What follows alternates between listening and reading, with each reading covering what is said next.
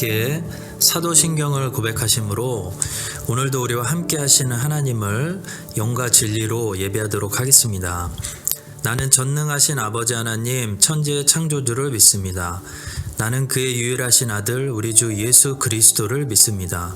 그는 성령으로 잉태되어 동정녀 마리아에게서 나시고 본디오 빌라도에게 고난을 받아 십자가에 못 박혀 죽으시고 장사된 지 사흘 만에 죽은 자 가운데서 다시 살아나셨으며 하늘에 오르시어 전능하신 아버지 하나님 우편에 앉아 계시다가 거기로부터 살아있는 자와 죽은 자를 심판하러 오십니다.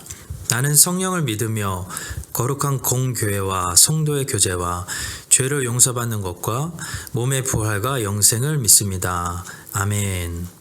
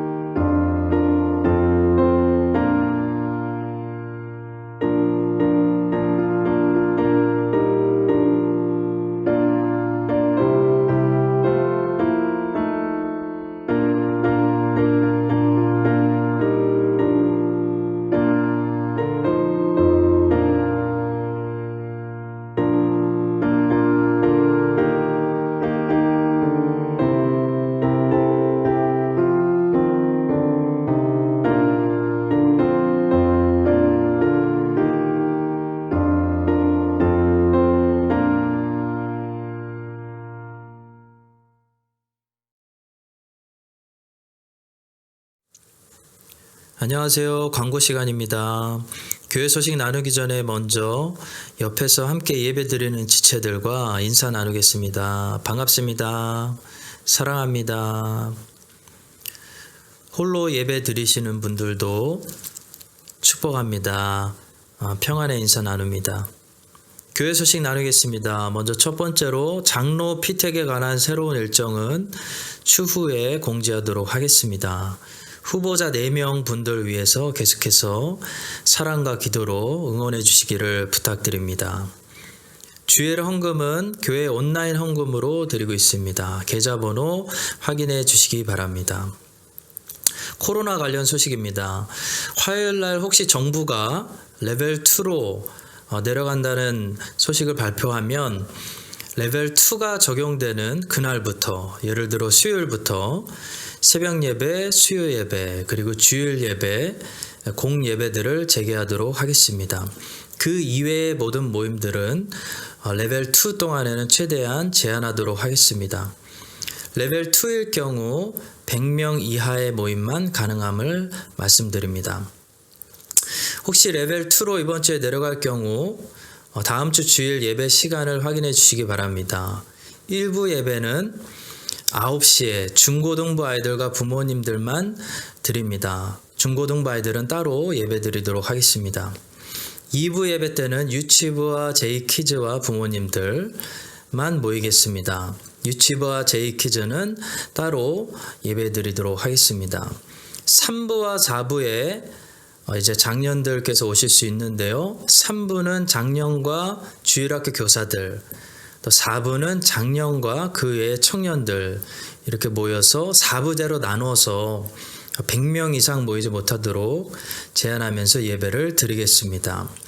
작년에 2부 레벨 2 할 때 3부 예배에 너무 많이 오셔서 돌려 보내드려야 되는 그런 상황이 있었습니다. 따라서 올해는 3부에만 너무 몰리지 않도록 하기 위해서 허브별로 제가 전체 카톡방으로 어떤 허브는 3부에 오셔야 하는지, 또 어떤 허브들은 또 4부로 오셨으면 좋겠는지 허브별로 나누어서 공지해 드리도록 하겠습니다. 가능하시면 꼭 그렇게 지켜주셔서 한 번에 100명 이상 모이지 않도록 모든 교우들께서 함께 노력해 주시기를 부탁드리겠습니다. 9월 19일 예정이었던 허브 찬양 예배는 레벨 1으로 내려갈 때까지 무한 연기하도록 하겠습니다. 존 칼빈 신학교는 이번 주는 쉬도록 하겠습니다. 선교사역원에서 식료품과 생필품을 지원하고 있습니다. 도움이 필요하신 분은 언제든지 선교사역원으로 연락해서 또 도움을 받으시길 바랍니다. 교우 소식입니다. 박희주 집사님, 김수현 집사님 가정이 유니캠 위그람 파머시 약국을 9월 1일부터 오픈하셨습니다. 많이 축하해 주시고 또 많이 이용해 주시기를 바랍니다. 하나님께서 오늘 우리에게 주시는 말씀은 여호수아 6장 3절부터 5절 말씀입니다. 여호수아 6장 3절부터 5절 말씀 함께 합독하겠습니다. 너희 모든 군사는 그 성을 둘러 성 주위를 매일 한 번씩 돌되 엿새 동안을 그리하라. 제사장 7은 7 양각 나팔을 잡고 언약궤 앞에서 나아갈 것이요 7째 날에는 그 성을 7번 돌며 그 제사장들은 나팔을 불 것이며 제사장들이 양각 나팔을 길게 불어 그 나팔 소리가 너희에게 들릴 때에는 백성은 다 큰 소리로 외쳐 부를 것이라. 그리하면 그 성벽이 무너져 내리리니 백성은 각기 앞으로 올라갈지니라 하시매.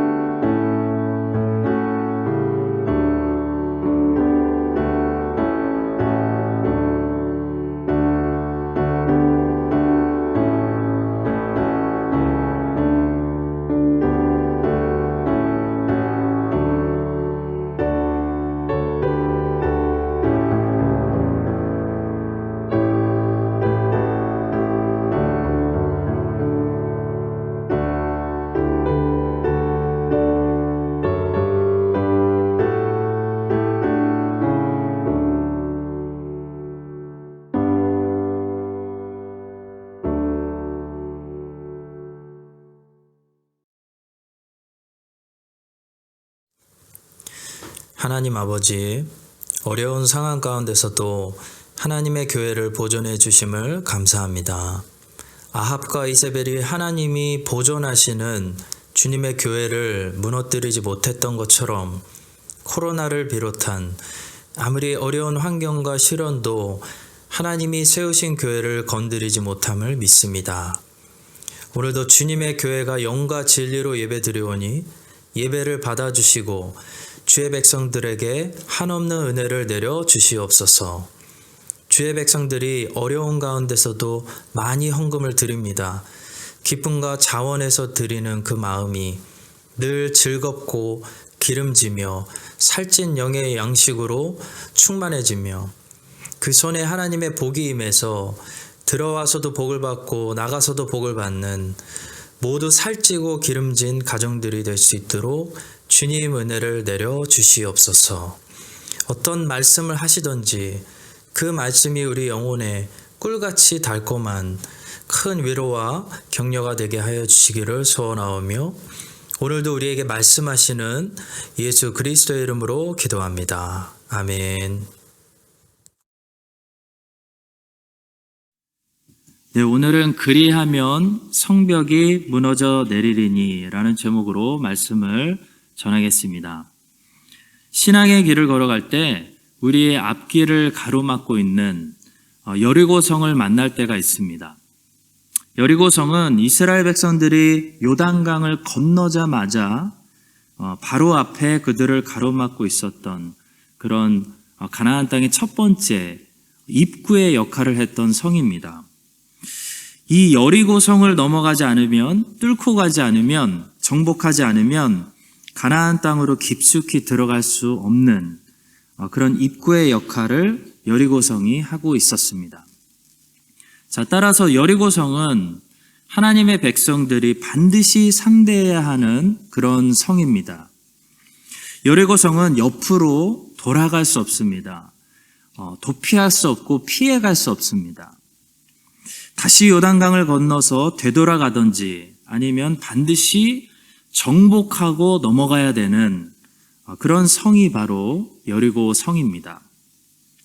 자, 마찬가지로 성도가 하나님께서 약속하고 계시는 성도의 풍성한 삶, 에베소서에서 약속하고 있는 이 충만한 삶을 우리가 살고 이 땅에서 승리하는 삶을 살아가려면 반드시 한 번은 풀어야 되는 그런 문제가 바로 여리고성의 문제입니다. 오늘 본문의 말씀은 하나님께서 어떤 방법으로 이 여리고성의 문제를 풀라고 말씀하시는지 그 방법을 말씀하고 계십니다. 이 방법이 육신의 눈으로 보면 굉장히 황당합니다. 매우 당황스럽습니다. 그러나 거기에는 아주 중요한 영적인 교훈들이 있습니다. 어떤 영적인 교훈들이 담겨 있는지 오늘 몇 가지만 살펴보도록 하겠습니다.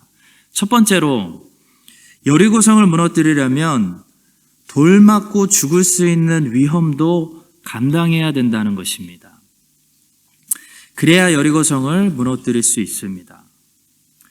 여러분, 하나님께서 제시하신 이 방법은, 성벽을 무너뜨릴 수 있는 방법은 굉장히 위험한 방법입니다. 바로 성벽 주변을 돌라는 거죠. 7일 동안 돌아야 되는데 6일 동안은 하루에 한 번씩 돌고 제7일에는 7번 돌아야 됩니다. 여러분, 이 방법은 육신의 눈으로 보면 돌 맞고 죽을 수 있는 매우 위험한 방법입니다. 공성전이라고 하죠. 고대 성을 함락시키는 그런 전쟁을 할 때 제일 위험한 장소가 바로 성벽 밑이었습니다. 성벽 주변에 있게 되면 화살의 거리가 닿아서 화살을 쏜다든지 돌을 던진다든지 하기 때문에 제일 위험하고 쉽게 죽을 수 있는 곳이 성벽 주변이었습니다. 자, 다윗이 밧세바와 간음하고 자기의 죄를 감추기 위해서 우리아를 꼭 죽이라고 요압에게 명령했을 때 요압에게 뭐라고 지시합니까? 우리아가 확실히 죽을 수 있도록 제일 싸움이 치열한 곳에 우리아를 두어서 거기서 죽게 하라고 잔인한 명령을 내렸습니다. 자, 그랬더니 요압이 우리아를 어디에 배치했을까요? 제일 싸움이 치열한 성벽 밑에 배치해서 결국 우리아가 죽게 했습니다. 사무엘하 11장 20절과 21절을 읽어보겠습니다. 혹시 왕이 노하여 내게 말씀하기를 너희가 어찌하여 성에 그처럼 가까이 가서 싸웠느냐? 그들이 성 위에서 쏠 줄을 알지 못하였느냐? 여룹베셋의 아들 아비멜렉을 쳐 죽인 자가 누구냐? 여인 하나가 성에서 맷돌 윗짝을 그 위에 던지매 그가 데베스에서 죽지 아니하였느냐? 어찌하여 성에 가까이 갔더냐 하시거든 내가 말하기를 왕의 종 햇사람 우리아도 죽었나이다 하라 말씀합니다. 자, 여러분, 공성전을 할 때 성벽 밑으로 간다는 것은 총알바지가 되고 죽는다는 것을 말했습니다. 이 사사 기드온의 아들 아비멜렉이 한참 강했을 때 그가 죽었던 것은 겨우 여자 한 명이 돌을 던졌던 건데요. 여자 한 명이 돌을 던져서 당시 최대의 권력자를 죽일 수 있을 정도로 이 성벽 밑에 간다는 것은 제일 하면 안 되는 상식을 넘어가는 그런 위험한 행동이었던 것입니다. 자, 그런데 여러분, 하나님이 지금 그걸 하라는 겁니다. 성벽 밑으로 가서 성벽에 붙어서 성벽 주변을 돌라는 겁니다. 자, 하나님은 지금 이스라엘 백성들에게 의견을 제시하는 것이 아니라 이렇게 꼭 하라고 명령하고 있습니다. 자, 따라서 성도 여러분, 이스라엘 백성들에게는 이제 두 가지 초이스가 있습니다. 하나님의 말씀에 불순종하든지 아니면 생명 걸고 목숨 걸고 하나님 말씀에 순종하든지 두 가지 초이스밖에 없다는 겁니다. 자, 그런데 바로 여기에 여리고 성벽이 어떻게 무너지는지 답이 있습니다. 바로 주의 백성들이 주님의 말씀을 지키기 위해서 생명을 걸고 목숨을 걸 때 하나님께서 여리고성을 무너지게 하신다는 겁니다. 자, 성도 여러분, 다시 말하면 여리고성이 무너지지 않는 이유는요, 우리가 하나님의 말씀을 순종하기 위해서 그 말씀을 지키기 위해서 생명까지 걸지 않기 때문입니다. 생명이 문제가 아니라 손해보지 않으려고 하기 때문입니다. 하나님의 말씀을 순종하다가도 조금 나에게 손해보는 일이 생기려고 하면 우리는 말씀을 지키는 것이 아니라 내 생명을 지키고 내 안위를 지키고 내 재산을 지키려고 하기 때문에 여리고성이 무너지지 않는 겁니다. 자, 성도 여러분, 하나님의 말씀을 이 땅에서 우리가 지키려면 거기에는 반드시 대가가 필요합니다. 그 대가를 우리가 지불하려고 하지 않으면 하나님의 말씀을 지킬 수 없다는 겁니다. 스데반 집사님은 대가를 치렀습니다. 말씀을 지키고 자기의 생명을 지키지 않는 대가를 치렀습니다. 스데반 집사님은 복음의 물을 타지 않았습니다. 복음의 물을 타서 유대인들의 심기를 불편하게 건들지 않아서 좋은 친분 관계를 유지하면서 삶을 연장하려고 하지 않았다는 겁니다. 스데반 집사님은 자기가 받은 복음을, 하나님의 말씀을 그대로 전했습니다. 하나님의 말씀, 진리를 진리라고 선포한 겁니다. 자, 그랬더니 뭐가 날아왔죠? 칭찬이 날아왔습니까? 인기가 날아왔습니까? 돈이 날아왔습니까? 아닙니다. 스데반 집사님을 향해서 돌이 날아왔습니다. 말씀을 말씀이라고 전하고 진리를 진리라고 선포했더니 돌이 날아왔습니다. 자, 바울도 진리의 물을 탈 줄 몰랐습니다. 바울도 주 예수 그리스도께서 바울에게 주신 그 복음을 유대인들에게 그대로 전했습니다. 바울이 거침없이, 누가가 사도행전에서 마지막으로 기록하고 있는 바울이 거침없이 전했다는 것은 숨기지 않고 감추지 않고 그대로 복음을 전했다는 것을 말하는 것입니다. 자, 거침없이 전했더니, 그대로 전했더니 감추지 않고 숨기지 않고 물타지 않고 전했더니 유대인들이 시기가 나고 화가 나가지고 비시디아 안디옥에서부터 바울을 쫓아와서 루스드라라는 곳에서 바울에게 돌을 던졌습니다. 자, 바울은 루스드라에서 돌을 맞고 죽을 뻔한 것이 아니라 완전히 죽었다가 그 시체를 갖다 버렸는데 주님의 은혜로 다시 살아났습니다. 자, 성도 여러분, 하나님의 말씀을 목숨 걸고 순수하게 감추지 않고 묻어두지 않고 거침없이 전하고 지키려고 하는 사람들에게는 사탄이 악인들을 통해서 돌을 던지게 되어 있습니다. 자, 요한 위클리프는 돌 맞아가면서 생명 걸고 거침없이 성경을 영어로 번역했습니다. 루터도 돌 맞아가면서 목숨 걸고 감추지 않고 성경을 독일어로 번역했습니다. 자, 진리를 지킨 자들은 다 돌 맞을 각오를 했다든지 아니면 돌 맞아가면서 진리를 지켰습니다. 자, 그런데 그런 신실한 종들이 항상 있었기 때문에 하나님께서는 무슨 일을 하셨냐면 하나님의 백성들 앞에 무너져 내려야 하는 여리고성을 무너뜨려 주셨다는 겁니다. 성도 여러분, 지금 뉴질랜드에도 거대한 여리고성이 있다고 믿습니다. 무신론, 자유주의, 이런 거대한 여리고성이 서 있는 한 주의 백성들은 하나님께서 약속하신 젖과 꿀이 흐르는 예수 그리스도 안에 풍성한 삶, 충만한 삶, 승리하는 삶을 살 수가 없다는 것입니다. 왜냐하면 입구가 막혀 있기 때문입니다. 입구를 뚫고 여리고성을 무너뜨려야 약속의 땅으로 깊이 들어갈 수 있기 때문입니다. 자, 이럴 때 하나님은 과연 어떤 사람들을 통하여 이 여리고성을 무너뜨려 주실까요? 어떤 사람들이 필요합니까? 주님의 말씀에 생명을 걸 수 있는 사람, 하나님의 말씀을 감추어두지 않고 묻어두지 않고 물타지 않고 거침없이 전할 수 있는 사람, 하나님 말씀 때문에 감옥에도 갈 수 있고 손해볼 수도 있고 죽을 수도 있는 사람, 돌 맞을 수 있는 사람, 이런 사람들을 통해서 하나님께서는 여리고성을 무너지게 하실 것입니다. 자, 우리가 다른 일들에는 오래 참아야 됩니다. 인내해야 됩니다.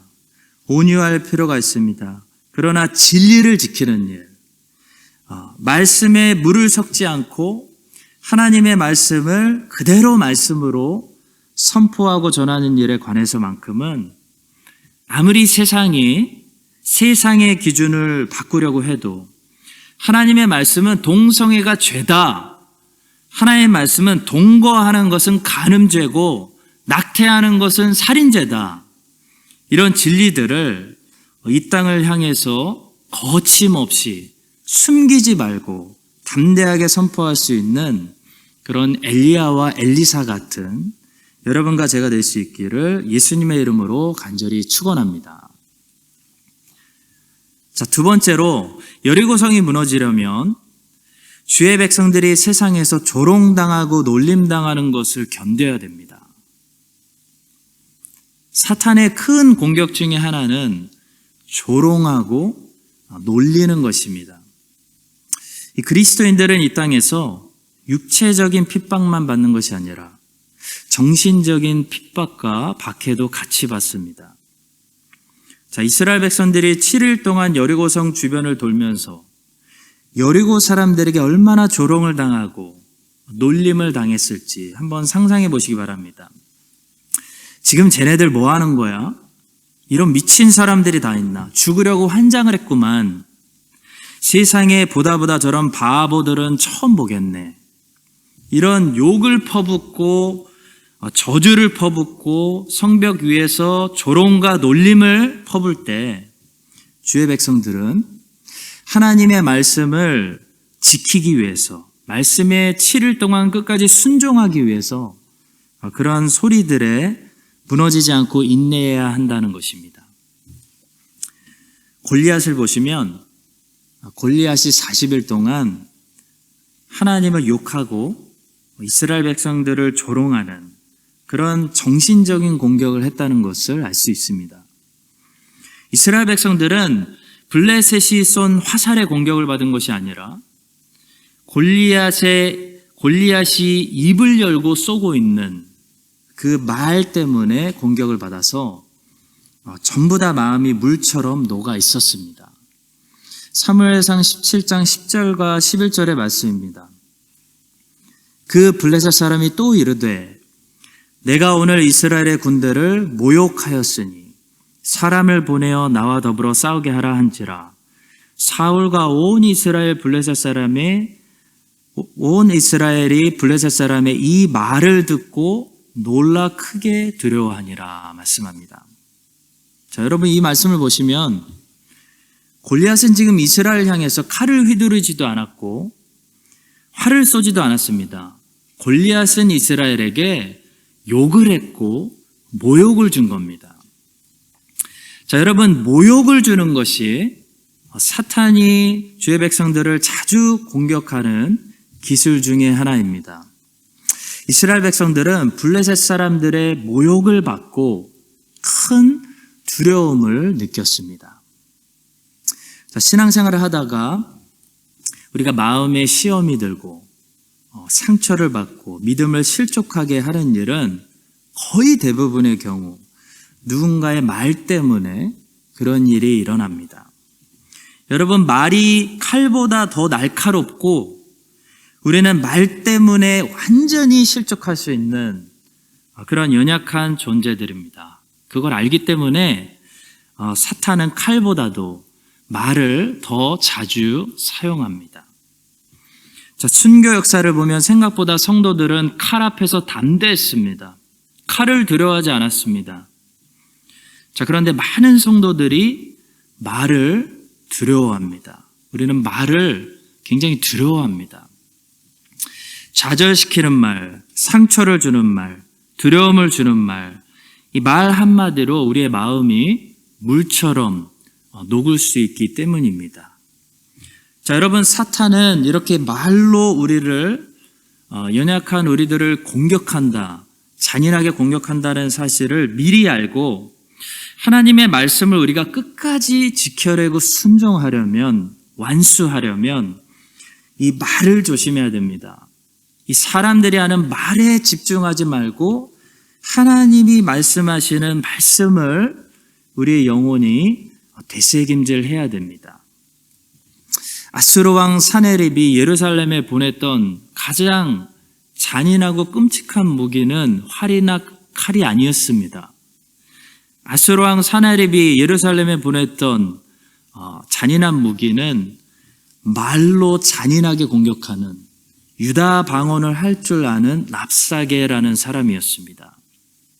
이 랍사게가 유다 방언으로 얼마나 잔인하게 욕하고 공격을 했는지 그 말을 듣고 있으면 유다 사람들의 마음이 이미 다 무너져서 다 항복하고 그냥 성문을 아수르 왕에게 열어주는 그런 큰 시험을 당했다는 것입니다.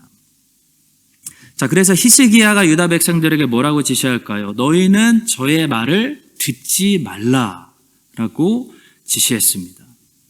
그리고 히스기야는 랍사게의 말을 듣고 랍사게의 말에 집중해서 절망한 것이 아니라 하나님의 말씀을 들으러 이사야 선지자를 찾았습니다. 성도 여러분, 랍사게의 말 공격이 커질수록 우리는 하나님의 말씀을 더 많이 들어야 됩니다. 다른 답이 솔직히 없습니다. 다른 방법이 없습니다. 하나님의 말씀을 더 크게, 더 많이 새겨 듣는 방법밖에 없습니다. 그래야 사탄의 말 공격에 우리가 좌절하지 않게 됩니다. 하나님의 말씀을, 하나님의 명령을 우리가 끝까지 지키고 여리고성을 돌려면 사탄이 말로 공격하는 이 조롱과 비판과 절망을 주는 이 언어 폭력을 잘 막아내야 됩니다.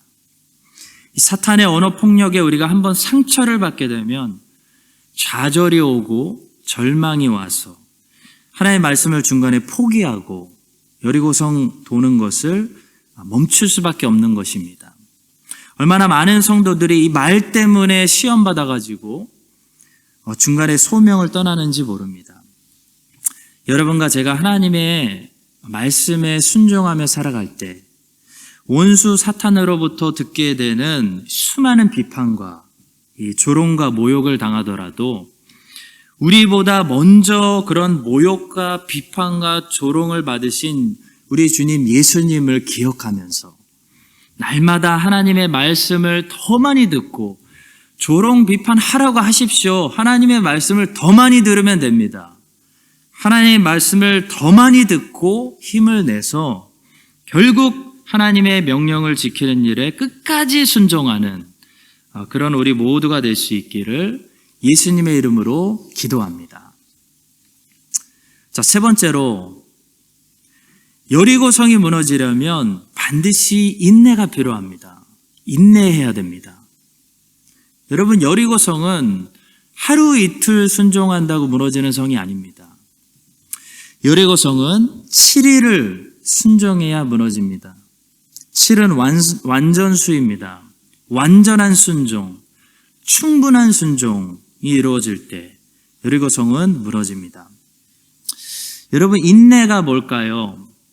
인내에 대해서 우리가 많은 것을 배울 수 있지만 오늘 본문을 통해서 배우게 되는 한 가지는 인내한다는 것은요, 침묵한다는 것을 말합니다.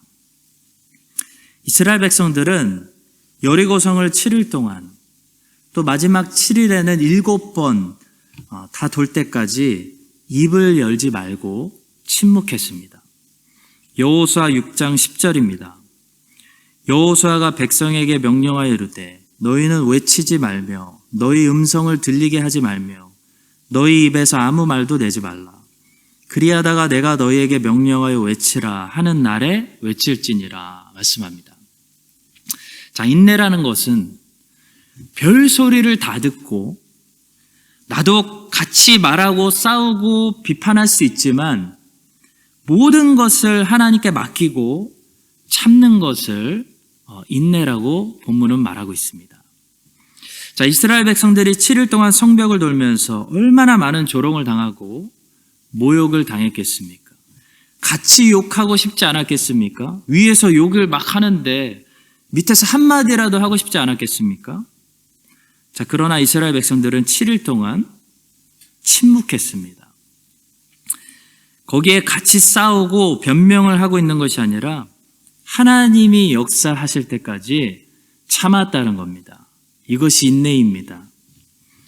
성도 여러분, 하나님이 싸우시게 하는 거, 하나님이 하나님의 때에 하나님의 방법으로 싸우시게 하는 거, 처리하게 하시는 거, 그것이 인내입니다. 우리 예수님께서는 우리 주님을 묵상합시다. 우리 주님께서는 십자가로 가까이 가실수록 엄청난 비난과 모욕과 조롱과 고통을 당하셨습니다. 주님은 그런데 어떤 모습으로 인내의 모습을 끝까지 보이셨냐면 침묵하심으로 인내의 모습을 보여주셨습니다. 마가는 마가복음 15장 4절과 5절에서 우리 주님의 인내하시는 모습을 이렇게 기록합니다. 빌라도가 또 물어 이르되 아무 대답도 없느냐? 그들이 얼마나 많은 것으로 너를 고발하는가 보라 하되 예수께서 다시 아무 말씀으로도 대답하지 아니하시니 빌라도가 놀랍게 여기더라. 자, 빌라도가 예수님을 헤롯에게 신문 받으라고 보냈을 때도 예수님은 계속해서 침묵하고 계셨습니다. 누가복음 23장 8절과 9절입니다. 헤롯이 예수를 보고 매우 기뻐하니 이는 그의 소문을 들었으므로 보고자 한지 오래였고 또한 무엇이나 이적 행하심을 볼까 바랐던 영고로라. 여러 말로 물으나 아무 말도 대답하지 아니하시니. 성도 여러분, 주님의 침묵하심은 우리 주님의 인내하심을 보여주고 있습니다. 자, 이스라엘 백성들이 여리고성을 다 돌 때까지 인내하면서 침묵했던 것처럼 우리 주님께서도 십자가라는 이 여리고성을 다 돌 때까지 그 마지막 진노의 잔을 다 마시고 비우실 때까지 인내하시면서 침묵하셨습니다. 성도 여러분, 하나님께 모든 심판을 맡긴 사람은 그래서 말을 많이 하지 않습니다. 우리가 말을 많이 한다는 것은 그만큼 내가 많이 판단한다는 것을 말합니다. 근데 예수님의 모습은 침묵하시는 모습입니다. 그분은 너무나 억울한 일들을 당하고 계시는데도 변명하지 않으셨습니다. 그분은 모든 것을 하나님 아버지께 다 맡겼습니다. 하나님 아버지께 모든 것을 맡기는 것, 하나님을 기다리는 것, 그것이 인내입니다. 성도 여러분, 여리고성을 돌면서 우리는 말을 줄여야 됩니다. 여리고성을 돌면서 우리는 말을 줄이고 주님을 기다리는 하나님의 그 끝에 풀어주시는 것을 바라보고 기다리는 인내 훈련을 받는 것입니다. 하나님이 아시니까 됐다. 하나님이 갚아주실 거야. 하나님은 약속을 지키셔.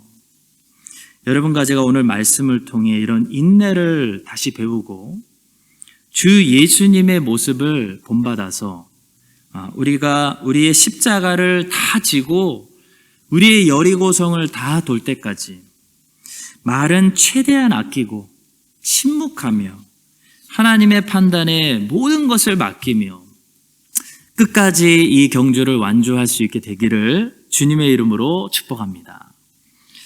자, 마지막 네 번째로 여리고성은 돌면 돌수록 우리의 믿음은 더 강해진다는 것입니다. 이스라엘 백성들이 여리고성을 돌았던 총 횟수는 13번이었습니다. 이 13번 중에 제일 어려웠던 순간은 언제였을까요? 아마도 제일 첫 번째로 여리고성을 도는 첫 번째 날이 제일 어려웠을 것입니다. 여러분, 순종이라는 것은 항상 첫 번째 순종이 제일 어렵습니다. 순종을 잘 못하는 사람들은 왜 계속 순종을 잘 못하냐면 순종이 익숙하지가 않아서 그렇습니다. 불순종에 더 많이 익숙한 사람들은 순종이 어렵습니다. 실패가 더 익숙한 사람들은 승리도 어색합니다. 근데 자꾸 순종하는 사람들은 순종을 하면 할수록 순종이 쉬워지고 불순종이 더 어색해집니다. 여러분, 첫 발을 내딛는 것이 어렵지 일단 첫 발을 움직이면 그 다음부터 순종하는 것은 훨씬 더 수월해집니다. 왜 그런지 아세요? 왜냐하면 믿음이 자라기 때문입니다. 여러분, 우리의 믿음이 자라는 만큼 우리의 순종은 더 쉬워집니다. 우리의 믿음은 우리가 순종할 때, 순종이라는 발걸음을 내딜 때 우리의 믿음은 절대로 가만히 있지 않습니다. 우리의 믿음은 우리가 순종할 때마다, 순종해낼 때마다 믿음은 더 큰 믿음으로 자라나게 됩니다. 자, 믿음과 순종은 항상 그 크기가 균형을 이루고 있습니다. 우리는 사실 우리의 믿음의 크기만큼만 순종할 수 있습니다. 우리의 믿음은 작은데 큰 순종을 드린다는 것은 불가능합니다. 동전의 한쪽 면의 크기가 다른 쪽 면의 크기와 다를 수가 없는 것처럼 우리의 믿음의 크기는 우리의 순종의 크기와 언제나 비례합니다. 자, 근데 이 믿음이라는 것은 자란다는 거죠. 그래서 믿음이라는 것이 자랄수록 더 많은, 더 큰 순종을 할 수 있다는 겁니다. 자, 이스라엘 백성들의 믿음은 여리고성을 돌았던 첫째 날보다 마지막 7번째 날에 훨씬 더 자라 있었을 것입니다. 마지막 날에는 이스라엘 백성들이 훨씬 더 담대해지고 훨씬 더 하나님을 신뢰하게 되었을 것입니다. 존 버년이 쓴 철로 역정은 1부와 2부로 나눠져 있는데요. 1부는 크리스찬이라는 남자가 혼자서 순례를 떠나는 내용이고요. 2부는 그 크리스찬이 천국에 먼저 도착한 다음에 그 가족들이 은혜를 받아가지고 크리스천의 아내인 크리스티아나가 그 자녀들을 데리고 함께 순례길을 떠나는 그런 내용입니다. 자, 그런데 참 기가 막힌 것은 크리스티아나가 걸어가는 길이 크리스찬이 걸어갔던 길보다 훨씬 더 수월하다는 겁니다. 존 버년이 지금 그걸 얘기합니다. 자, 예를 들어 크리스찬이 믿음이라는 친구와 함께 처음에 허영의 도시에 갔을 때는요, 그때 허영의 도시에 살고 있던 사람들은 정말 최악의 상태였습니다. 그들은 별 이유도 없이 크리스천과 믿음이를 사정없이 공격했고 시비를 걸었고 결국 때리고 감옥에 가두고 재판을 벌여서 아주 불공평한 말도 안 되는 재판으로 믿음이를 사형시켰습니다. 자, 그런데 철로역정 2부로 오시면요, 크리스티아나와 자녀들은 생각보다, 우리의 생각과 기대보다 이 허영의 도시를 훨씬 더 순탄하게 지나갑니다. 왜냐하면 그곳에 믿음이의 순교의 피가 뿌려졌기 때문에 그 도시의 사람들의 마음이 이전보다 훨씬 더 부드러워져 있었기 때문입니다. 심지어 믿음이가 순교하는 그 장면을 보고 어떤 사람들은 감동을 받아서 회심하고 신자로 변해 있는 사람들도 있었습니다. 자, 성도 여러분, 우리는 철로역정 2를 읽으면서 무슨 진리를 깨달을 수 있냐면 처음 지나가는 것이 힘들다는 겁니다. 처음 지나가는 것이 힘들지, 이 앞에서 길을 닦아 놓으면 그 닦아놓은 길로 걸어가는 다음 사람들은 갈수록 담대하게 그 길을 걸어갈 수 있다는 사실을 보게 됩니다. 여러분, 복음이 한 나라의 한 민족에게 전파될 때도 같은 원리가 적용됩니다. 처음에 선교사님들이 들어갈 때는 어떻게 되죠? 배에서 내리기도 전에 총살을 당하거나 핍박을 당해서 성경책을 그냥 땅에 던지고 뿌리면서 순교했다는 그런 이야기들을 우리가 듣지 않습니까? 자, 그런데 그런 순교자들의 피가 먼저 그 땅에 뿌려지고 그 다음 선교사님들의 고생과 눈물이 뿌려진 그런 땅에는 그 다음 사람들이 들어갈 때는요, 그 길이 이미 어느 정도 닦아진 길이기 때문에 이전보다 훨씬 더 순조롭게 복음을 전할 수 있다는 겁니다. 자, 여기에 우리의 소망이 있습니다. 아무리 지금 어려워도 성도 여러분, 포기하지 마시고 길을 닦는다고 생각하시고 고생과 눈물과 땀을 흘릴 충분한 가치가 우리에게 있다는 것입니다. 아무런 열매 없는 것 같아도 지금은, 심지어 엘리야처럼 지금 나 혼자만 싸우는 것 같아도 하나님은 우리의 고생과 땀과 눈물과 기도와 순교자들의 그런 피를 반드시 기억하신다는 겁니다. 자, 이렇게 한 사람이 눈물로 씨앗을 심게 되면 그 다음 사람은 훨씬 더 수월하게 물을 줄 수 있고요.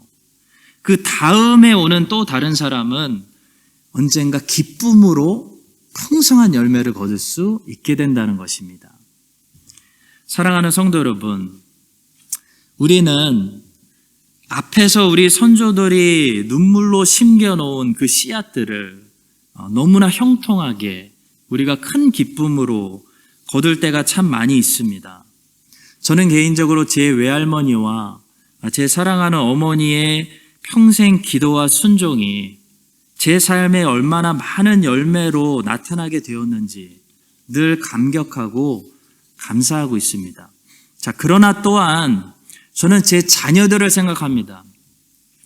제 자녀들이, 또 그들의 자녀들이 저보다 훨씬 더 큰 기쁨으로 더 많은 열매들을 거두고 여리고성이 비로소 무너지는 것을 그들이 보기 위해서는 오늘날 저와 제 아내가 얼마나 더 수고해서 눈물로 씨앗을 심어야 하는지도 생각해 보게 됩니다. 자, 우리는 다음 세대를 위해서, 우리 사랑하는 자녀들과 그들의 자녀들을 위해서 지금 눈물로 씨앗을 심어야 하는 여러 가지 소명을 가지고 있습니다. 자, 우리가 지금 고생스럽다고 순교의 정신으로 눈물로 씨앗을 많이 심겨놓지 않으면요, 우리 다음 세대들은 언젠가 우리를 원망하면서 아무것도 거둘 것이 없는, 처음부터 눈물로 다시 심어야 되는 그런 황폐한 인생을 살 수밖에 없을 것입니다. 성도 여러분, 하나님의 말씀을 지키고 산다는 거, 여리고성을 끝까지 돈다는 거 쉬운 일이 아닙니다.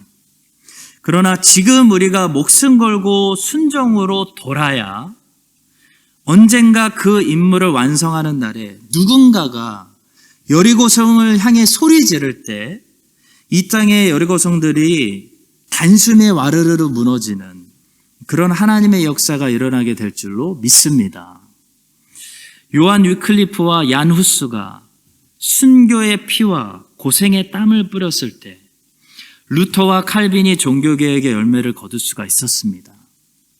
수많은 청교도들이 감옥에 갇히면서 눈물로 기도하고 눈물로 씨앗을 뿌렸을 때 에드워즈와 휘필드가 부흥의 열매를 거둘 수 있었습니다. 여러분과 제가 제7일 여리고성이 무너지는 그날을 위하여 지금 고생스러워도 이 첫째 날, 이 둘째 날, 이 셋째 날 우리가 성실하게 눈물로 씨앗을 심고 기도하고 순종하는 여러분과 제가 될 수 있기를 살아계신 우리 주 예수 그리스도의 이름으로 간절히 축원합니다. 기도하겠습니다.